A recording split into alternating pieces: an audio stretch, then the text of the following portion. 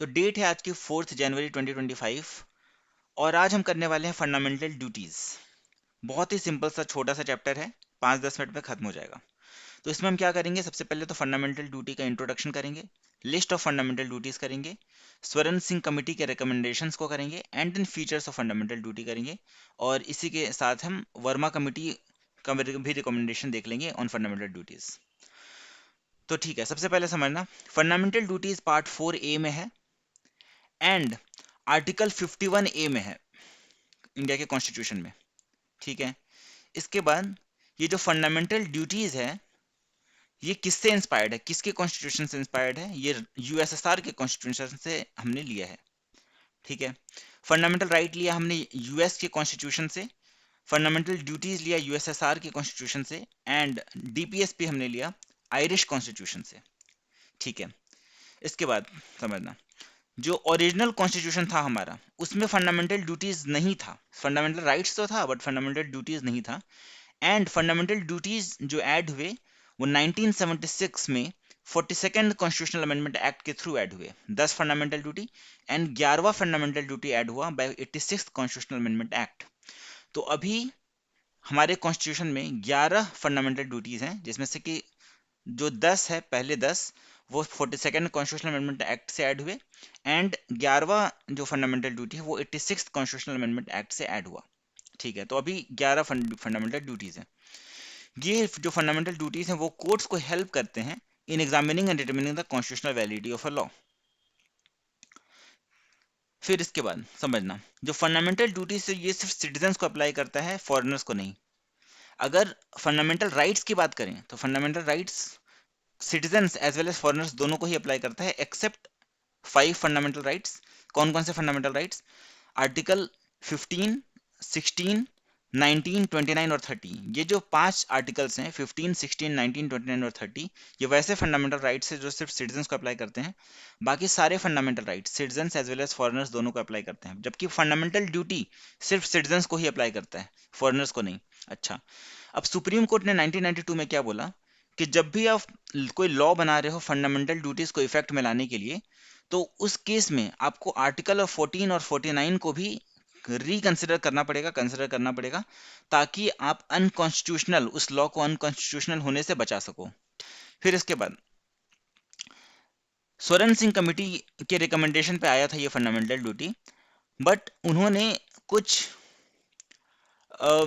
जैसे उन्होंने बोला था कि टैक्स को भी पे करना फंडामेंटल ड्यूटी बनाना चाहिए, बट इसे नहीं बनाया गया। फिर वोटिंग इन इलेक्शंस को भी फंडामेंटल ड्यूटी बनाना चाहिए उन्होंने बोला था, बट इसे नहीं बनाया गया।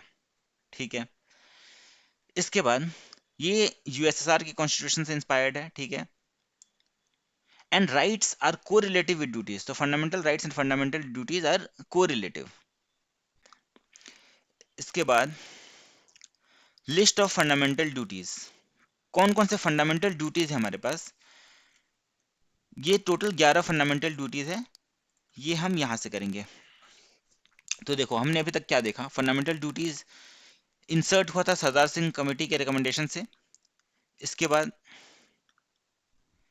Borrowed from USSR part 4A में है, आर्टिकल 51A में हमने देख लिया, सिटीजन्स को सिर्फ अप्लाई करता है, फॉरेनर्स को नहीं।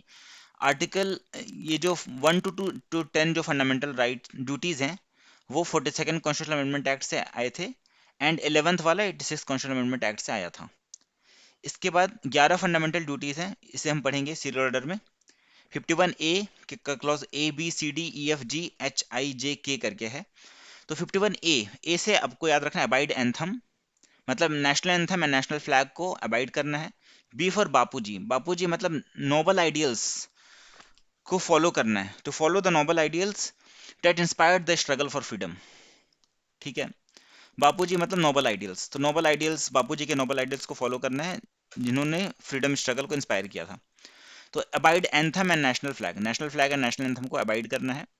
बी फॉर बापूजी, बापूजी के नोबल आइडियल्स को फॉलो करना है। सी फॉर कंसोलिडेशन, कंसोलिडेशन मतलब इंटेग्रिटी, तो भारत की अखंडता को प्रोटेक्ट करना है, to protect the sovereignty unity and integrity of India.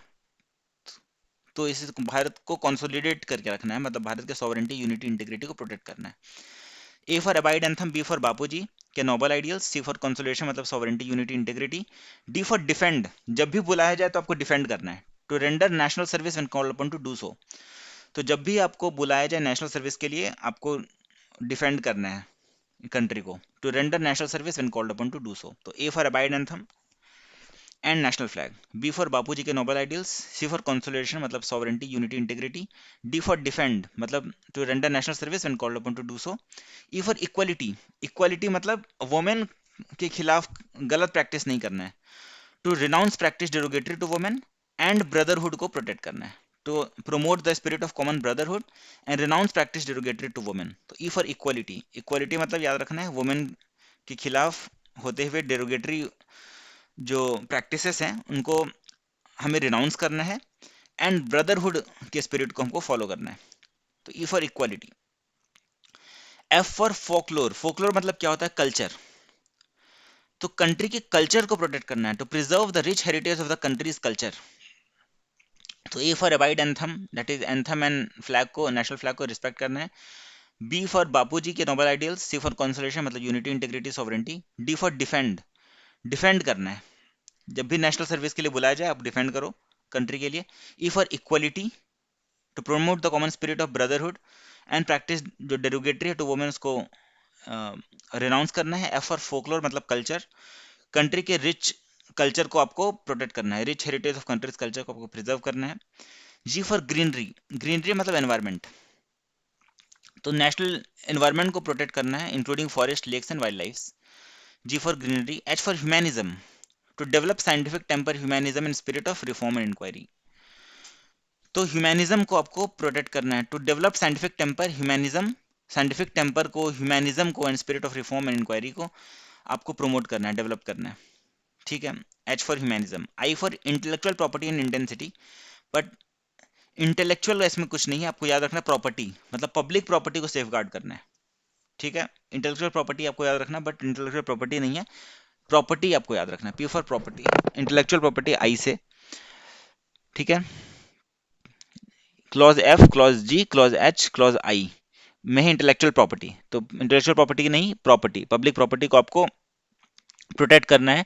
And intensity मतलब वायलेंस, इंटेंसिटी मतलब वायलेंस, तो वायलेंस को एब्जॉर्ब करना है, ठीक है, मतलब वायलेंस से दूर रहना है। 10th में जैक ऑफ ऑल ट्रेड्स होना है, J, clause J, I J, jack of all trades to strive towards excellence in all spheres of individuals, ठीक है, आपको सभी ट्रेड्स में आपको एक्सेलेंट बनना है।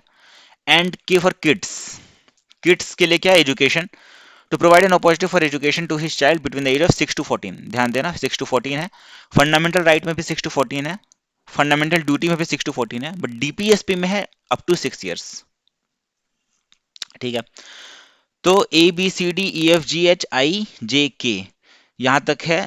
तो A for abide anthem, B for Bapuji के noble ideal, C for consolidation मतलब सॉवरेंटी, यूनिटी, इंटीग्रिटी को प्रोटेक्ट करना है। डी फॉर डिफेंड, जब भी बुलाया जाए नेशनल सर्विस के लिए तो डिफेंड करना है। इक्वालिटी मतलब वुमेन के लिए डेरोगेटरी प्रोटेस्ट, डेरोगेटरी प्रैक्टिस को आपको रिनाउंस करना है, ब्रदरहुड को प्रमोट करना है। एफ फॉर फोकलोर मतलब कल्चर को प्रोटेक्ट करना है। जी फॉर ग्रीनरी मतलब environment. H for humanism and scientific temper create करना है। इसके बाद आई फॉर इंटेलेक्चुअल प्रॉपर्टी मतलब प्रॉपर्टी, पब्लिक प्रॉपर्टी को आपको प्रोटेक्ट करना है। And jack of all trades बनना है मतलब सभी स्फेयर्स में आपको अच्छा होना है। एंड के फॉर किड्स, किड्स के लिए एजुकेशन प्रोवाइड करना है। तो ये हो गए फंडामेंटल ड्यूटीज। अब इसके बाद ये तो लिस्ट ऑफ फंडामेंटल ड्यूटीज हो गए। इसके बाद स्वरण सिंह कमेटी के रिकमेंडेशन को देखेंगे। तो 1976 में स्वरण सिंह कमेटी ने इसको फंडामेंटल ड्यूटीज को रिकमेंड किया था और इन्होंने 8 फंडामेंटल ड्यूटीज को रिकमेंड किया था, ठीक है। 42nd कॉन्स्टिट्यूशनल अमेंडमेंट एक्ट में 10 फंडामेंटल ड्यूटी को ऐड कर दिया गया एंड 86th वाले में 11th को किया गया, ठीक है। अच्छा, अब कुछ कुछ वैसे भी रिकमेंडेशंस थे जिनको एक्सेप्ट नहीं किया गया, जैसे कि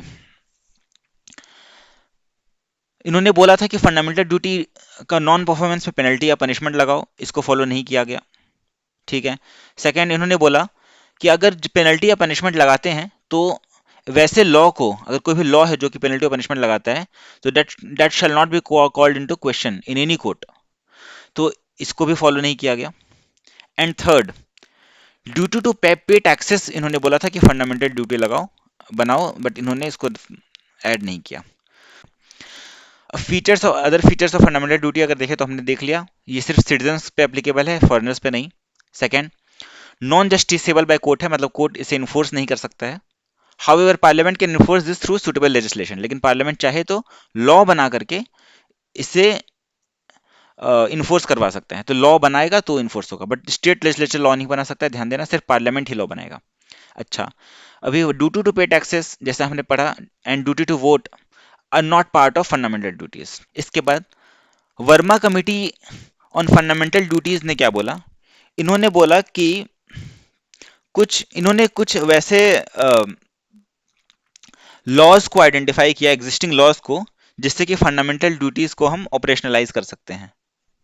जैसे कि इसमें तो एक ही लिखा है, वाइल्ड लाइफ प्रोटेक्शन एक्ट 1972।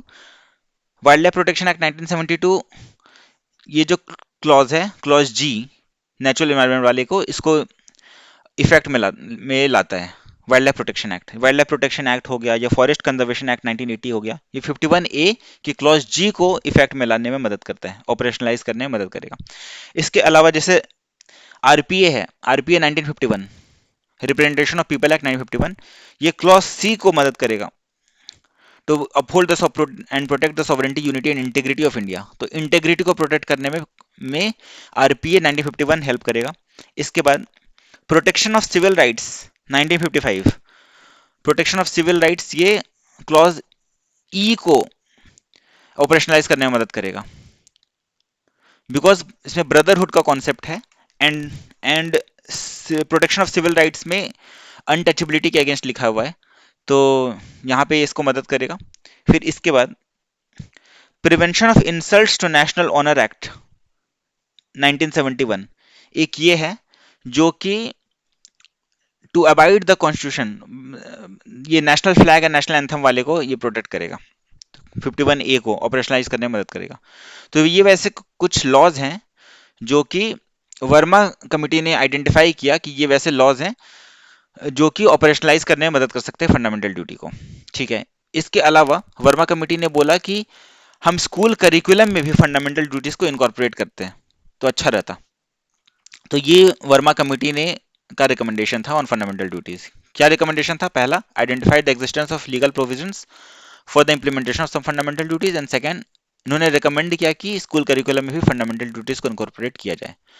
तो इसी के साथ हमारा फंडामेंटल ड्यूटीज का चैप्टर खत्म होता है अब। Thank you.